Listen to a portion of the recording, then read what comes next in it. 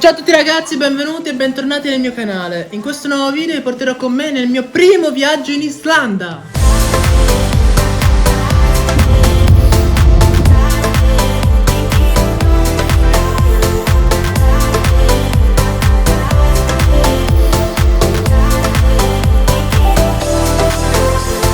Un viaggio affascinante, ricco di avventure e che talvolta ci ha posto davanti alcuni imprevisti, partendo già dal viaggio d'andata. Ma andiamo con ordine. Quanti eravamo? Come era strutturato il viaggio? Tranquilli, vi racconto tutto. Eravamo io e altre 8 persone, tra cui la guida che faceva parte dell'agenzia di Slow Tour e che insieme abbiamo noleggiato un van a 9 posti 4x4 che ci consentisse di poter percorrere le off-roads, ovvero tutte quelle strade sterrate e molto impervie che attraversano l'isola nelle zone più interne. Quanto alle notti, abbiamo prenotato i rifugi e guest house, talvolta veramente sperduti nel bel mezzo della natura e proprio per questo con un fascino straordinario. E in 2 di questi rifugi abbiamo dovuto usufruire anche dei sacchi a pelo. Mentre riguarda il cibo, cosa mangiavamo? Beh, si sa, l'Islanda è un paese molto caro, infatti un singolo tramezzino al bar ti può andare a costare anche oltre 10 euro. E proprio per questo abbiamo deciso, ogni volta prima di arrivare a un rifugio o una guest house, di andare a fare la spesa in modo tale da risparmiare e anche da non dipendere dai ristoranti. Anche perché nei rifugi più lontani dalla civiltà i ristoranti ovviamente non ci sono.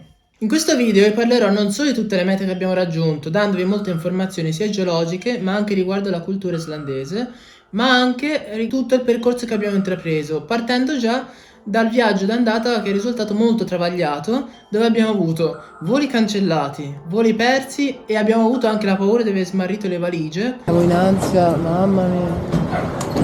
Quando siamo arrivati all'aeroporto di Keflavik, intorno alle 2 di notte. E successivamente con il bus abbiamo finalmente raggiunto verso le 3 di notte gli appartamenti di Reykjavik. E il mattino seguente ci siamo riuniti con il resto della compagnia e abbiamo passato il primo giorno a visitare la capitale islandese Reykjavik, anche perché bisognava riposarci e ricaricare le batterie prima di partire per il vero e proprio viaggio. A questo punto, se volete già supportare il canale, mi raccomando iscrivetevi al canale, lasciate mi piace, non vi faccio perdere altro tempo e vi auguro una buona visione! Come prima destinazione abbiamo il Golden Circle, un'area molto estesa a est di Reykjavik che presenta alcune delle località più famose e turistiche dell'Islanda, come il Parco Nazionale del Thingvellir, Geysir e le cascate Gullfoss. Il Parco Nazionale del Thingvellir è il luogo in tutta l'isola dove si può apprezzare meglio la presenza della grande dorsale medio oceanica, ovvero una grande zona di frattura che attraversa l'intera isola da sud-ovest a nord-est, lungo la quale si ha un'intensa attività magmatica che col passare del tempo produce nuova crosta oceanica e provocando così l'allontanamento progressivo tra la placca nordamericana e la placca euroasiatica. Inoltre questo luogo è stato molto importante a livello storico perché proprio ai piedi di queste grandi pareti rocciose è stato fondato nel 930 d.C. il primo parlamento al mondo, il Parlamento islandese, dove i vichinghi annualmente organizzavano delle assemblee e eseguivano le pene capitali. Geysir è il parco geotermico più famoso dell'Islanda e prende il nome dal geyser più grande, ovvero una sorgente termale che erutta periodicamente in modo molto potente acqua calda e vapore, dovuta alle elevate pressioni che si generano in profondità.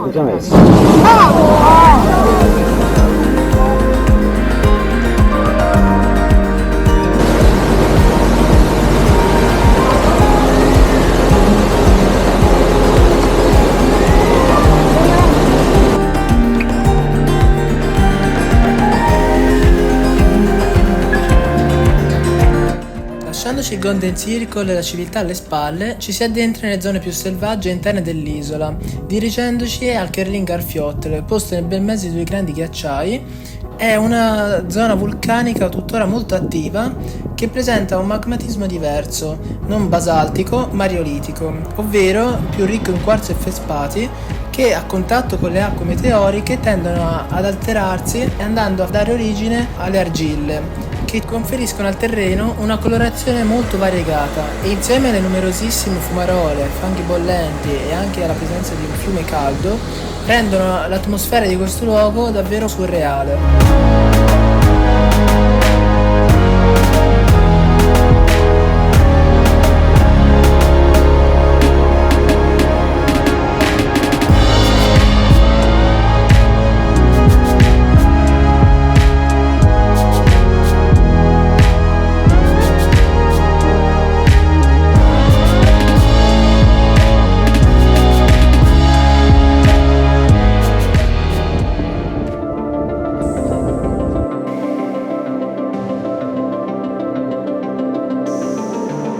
Dopo aver pernottato al nostro primo rifugio, il più isolato che io abbia mai visto, ci si dirige verso Everavetlir, una località, anch'essa geotermica, dove oltre alle fumarole c'è anche qualcos'altro.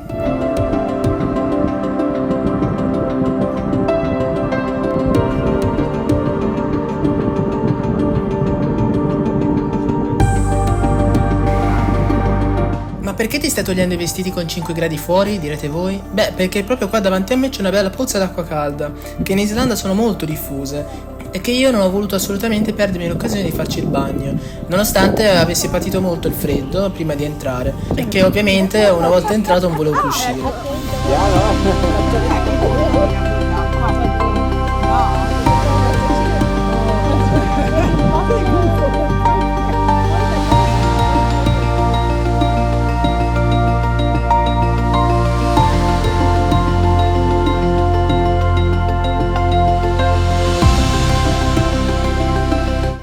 Dopo aver attraversato la parte centrale dell'isola, si giunge nella regione settentrionale, caratterizzata da montagne coronate da ghiacciai, valli glaciali e anche alcuni fiordi, tra cui uno che ospita lungo le sue sponde l'ex capitale islandese Akureyri.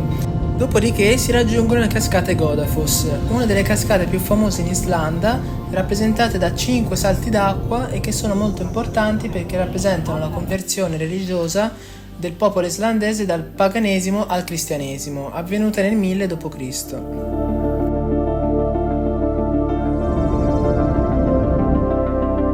L'area del lago Mývatn è una delle zone islandesi più incredibili e affascinanti, non solo per i bellissimi panorami che riesce a regalarci, ma anche per la sua interessante storia geologica. Infatti tutti questi crateri che vedete qua attorno non sono veri e propri crateri, ma sono degli pseudocrateri, che si sono formati dal contatto delle colate laviche molto calde con le acque superficiali dei laghi e delle paludi. Infatti l'umidità, che è vaporizzata rapidamente, crea enormi esplosioni di vapore che hanno sollevato la lava circostante, e questo tipo di attività viene chiamata freato magmatica.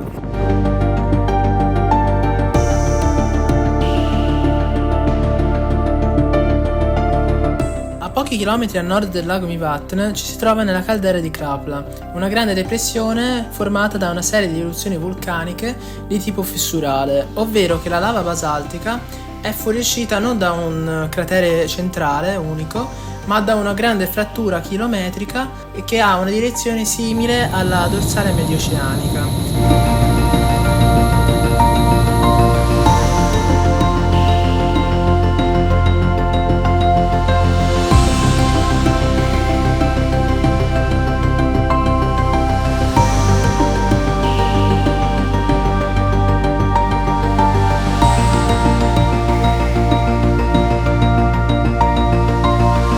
Le rocce su cui sto camminando adesso sono delle colate laviche basaltiche eruttate nel periodo delle ultime eruzioni avvenute tra il 1975 e il 1984, e sono presenti anche dei tunnel lavici, ovvero delle strutture lungo le quali la lava ha solidificato nella parte più esterna e invece ha fluito nella parte più interna dove le temperature sono maggiori, in modo tale che non perdesse velocità e arrivasse nei luoghi ancora più lontani.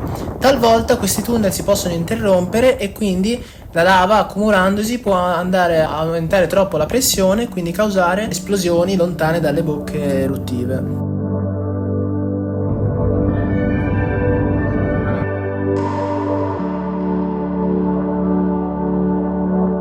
Percorsi alcuni chilometri verso nord si giunge alla nostra prossima guest house, a Húsavík, una piccola cittadina posta lungo le sponde orientali del fiordo Skjafandi. Húsavík è una delle destinazioni più popolari per chi desidera fare escursioni in barca per andare ad avvistare balene, delfini o altre creature marine. Questo perché le acque circostanti sono particolarmente ricche in estate di cibo per questi tipi di cetacei, il che aumenta la probabilità di avvistamento. Perciò noi non ci siamo assolutamente fatti sfuggire l'occasione e quindi abbiamo prenotato il biglietto di circa 70 euro e, malgrado il mare mosso, che per chi soffre di mal di mare è veramente una piaga, siamo riusciti a vedere un branco di balene che stava banchettando e perciò ci riteniamo sia fortunati che soddisfatti.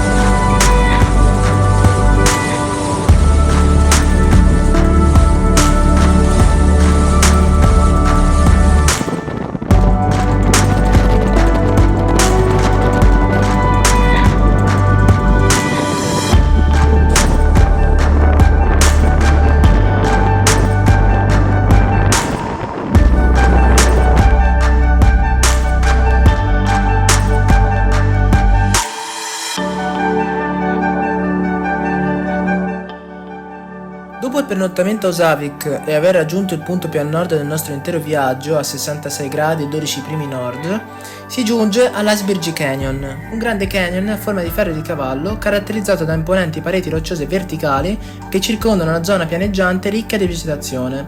Infatti è presente una fitta foresta di betulle, salici e altri arbusti che rendono l'atmosfera di questo luogo davvero molto suggestiva, tale da non sembrare nemmeno di essere in Islanda. Questa impressionante gola, il cui nome significa la fortezza degli dei, si è formata, secondo la teoria più accreditata, a seguito di un gigantesco evento avvenuto circa 8.000-10.000 anni fa, cioè grandi inondazioni glaciali chiamate col termine islandese Jökullaup, dovute probabilmente a eruzioni vulcaniche subglaciali al di sotto del grande ghiacciaio Vatnajökull, che, fondendo rapidamente i grandi volumi del ghiacciaio, quest'ultimo può rompersi, liberando in modo molto improvviso i grandi accumuli di acqua che si sono formati al di sotto del ghiacciaio stesso, creando enormi flussi d'acqua che scorrono a velocità impressionanti lungo il fiume Jökulsárfjöllum, andando così a erodere le rocce vulcaniche sedimentarie, formando così il Grande Canyon che vediamo oggi. Durante il periodo delle grandi inondazioni potremmo immaginarci il fiume Jökulsárfjöllum attraversare l'Iceberg Canyon e formare, proprio in corrispondenza di queste grandi pareti rocciose, immense cascate simili alla cascata d'Ettifos che vedremo tra poco. Ma perché tale scenario non è più visibile? Perché con il passare del tempo le grandi inondazioni finirono e a seguito di movimenti tettonici e all'accumulo di sedimenti il corso del fiume fu deviato fino ad assumere l'attuale posizione.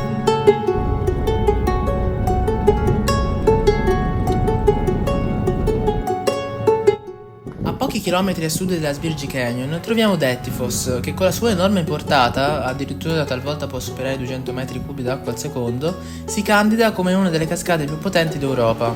La cascata è situata all'interno del lungo canyon degli Jökulsárfjord, scavato dalla perpetua attività erosiva del fiume Jökulsárfjöllum. Il fiume, con la maggior portata in Islanda, alimentato costantemente, specialmente in primavera e in estate, dalle acque di fusione prodotte dal ghiacciaio più grande d'Europa, il Vatnajökull.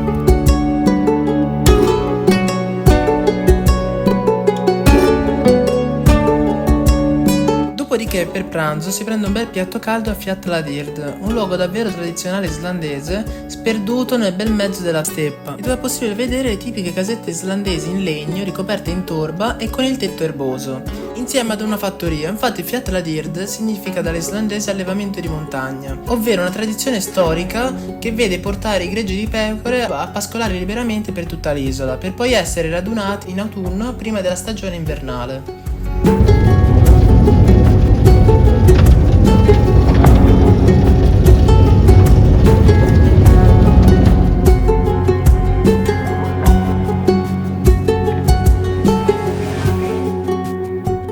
Una volta attraversato il deserto, la lunga valle dominata dal lago Lagarfjord, si giunge al di sopra di un enorme plateau basaltico, dove giace il nostro prossimo rifugio, che si chiama Lagarfell. E non vi nascondo che è stato in assoluto il mio rifugio preferito, non solo per la sua struttura, ma soprattutto per la sua posizione geografica. Infatti ci permette di avere una vista straordinaria sull'enorme ghiacciaio Vatnajökull, oltre alle numerosissime cascate che abbiamo nel paesaggio circostante.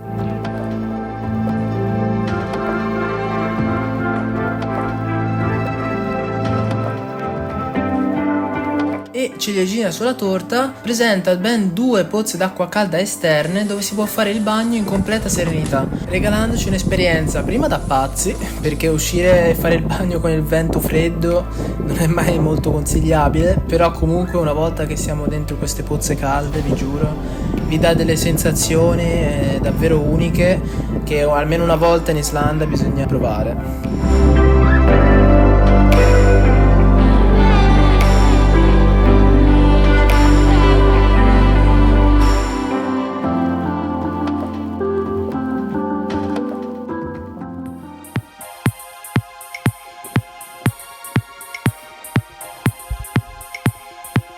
Il giorno seguente, dopo aver dormito nel secondo rifugio del nostro viaggio, si parte all'esplorazione dell'Islanda orientale.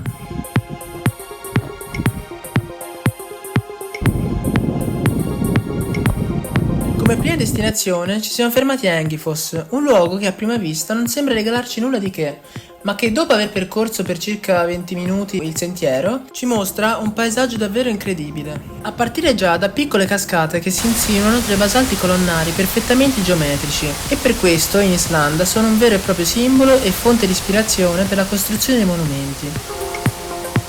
Per poi arrivare alla vera Engifoss, una delle cascate più belle dell'Islanda, caratterizzata da un salto d'acqua di oltre 120 metri. È immerso in un canyon scavato nel tempo dal torrente nel plateau basaltico, dove è ben evidente lungo le sue pareti una netta stratificazione caratterizzata da spessi livelli neri, testimoni di antiche colate laviche, intervallati da sottili livelli rossi, che simboleggiano periodi di inattività vulcanica, durante i quali si è avuto il tempo per la formazione di paleosuoli, cioè antichi terreni influenzati dall'attività biologica.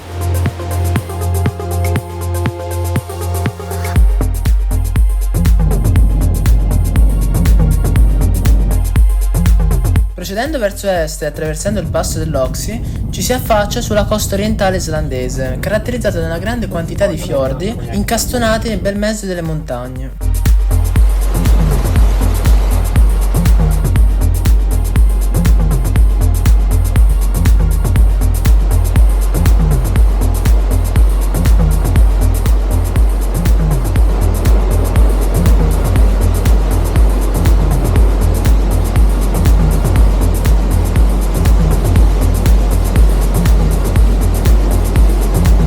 Il fiordo Birifjordur, la cui estremità meridionale è situato il piccolo villaggio di pescatori Djupivogur, dove ovviamente non ci siamo fatti perdere un bel pranzo a base di pesce.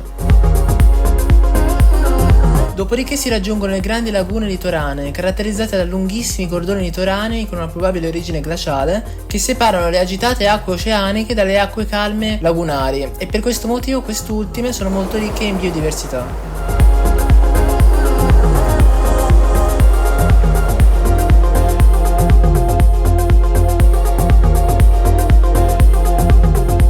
In questa zona si trova la Venezia islandese, così la chiamo, una piccola cittadina portuale di nome Opn, posta nel bel mezzo di una grandissima laguna, dove a sud-ovest è possibile ammirare il grandissimo ghiacciaio Vatnajökull. E proprio in questo piccolo villaggio è presente la nostra prossima guest house.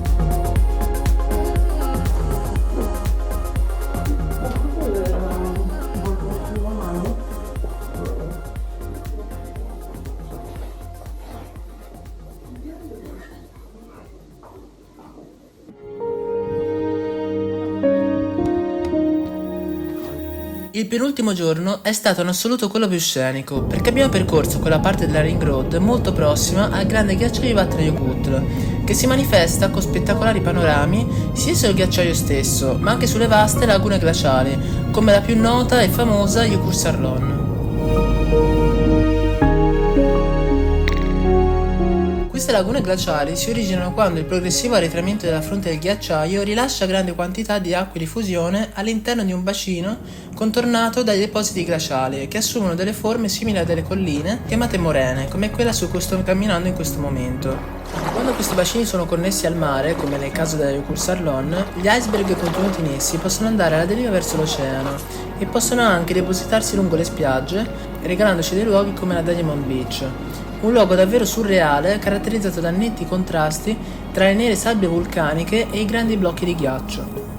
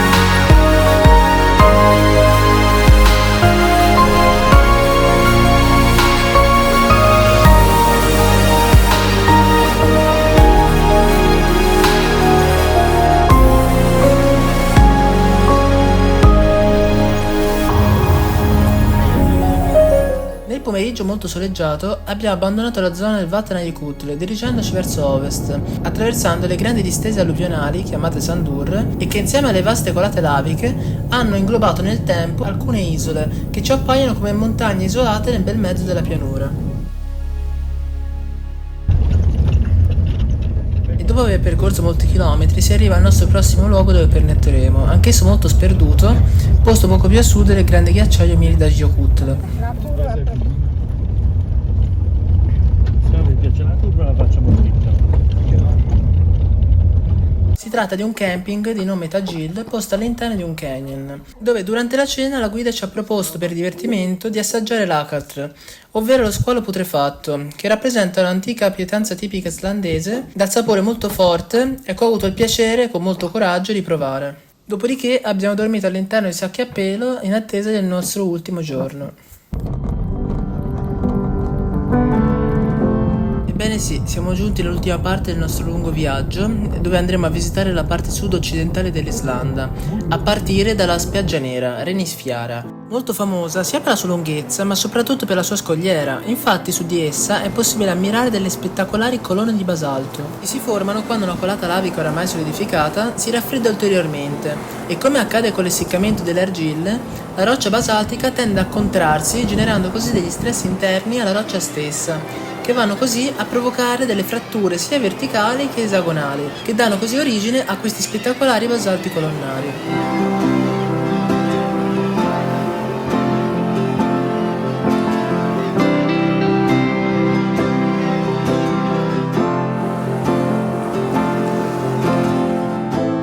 Dopodiché, a Dir al-Sviti abbiamo potuto osservare i carinissimi puffin, che sono degli uccelli marini davvero piccoli, che io pensavo fossero leggermente più grandi, che nidificano lungo queste aguzze scogliere nella stagione estiva.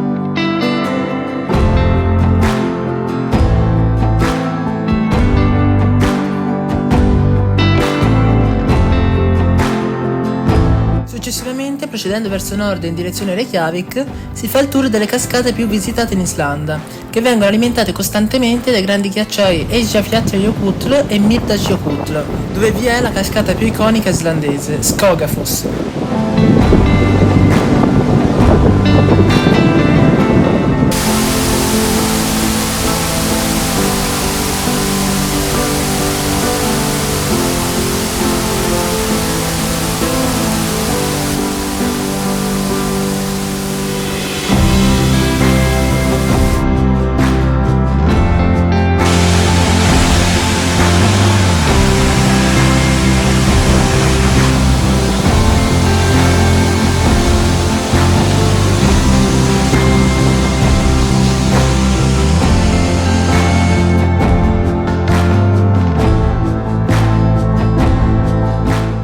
Ebbene sì ragazzi, siamo arrivati alla fine del nostro lungo viaggio. Dopo aver percorso ben oltre 1600 km siamo ritornati a Reykjavik, dove abbiamo pernottato per l'ultima volta, prima di partire il giorno seguente per il viaggio di ritorno.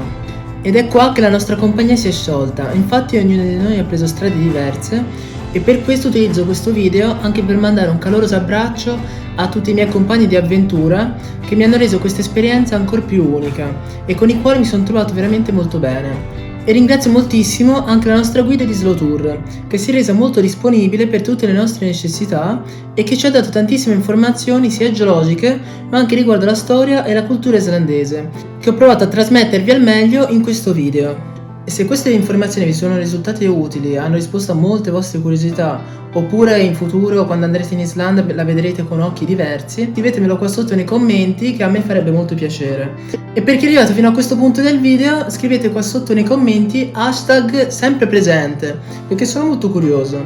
A questo punto non mi resta altro che dirvi: iscrivetevi al canale, lasciate mi piace e condividete questo video con tutti quelli che conoscete, specialmente quelli che sono interessati a scoprire questa bellissima terra e che in futuro hanno voglia di visitarla. E a questo punto niente, non mi resta altro che dire, ci vediamo alla prossima avventura. Ciao!